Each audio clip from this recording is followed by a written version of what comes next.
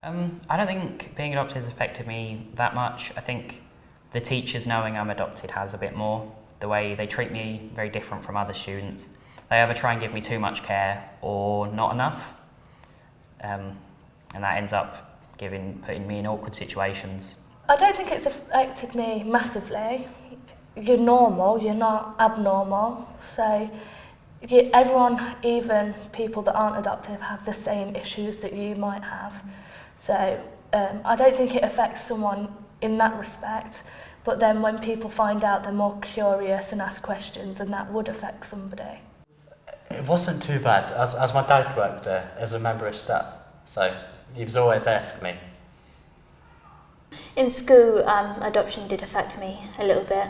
I was often bullied for being adopted, as people thought I was different. I also fell behind in classwork quite a lot because I couldn't keep up with the momentum the teachers were going at, and I also didn't make that many friends because I always thought there's no point, I'm just going to be moved on. School was a little tricky. In primary school I told everyone because I didn't really know what it meant, so I just thought, oh, this is something that makes me me. And just as someone will say, oh, I live in London, I'd go, oh, I live in London, I'm adopted. And people would go, all right. And then I hit sort of teenage years and I thought, this is awful. I am so ashamed, no one understands.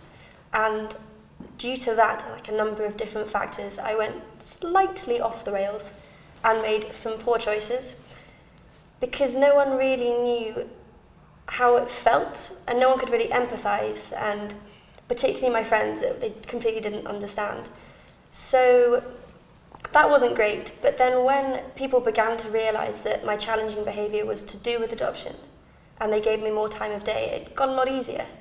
So patience and the teachers listening really helped.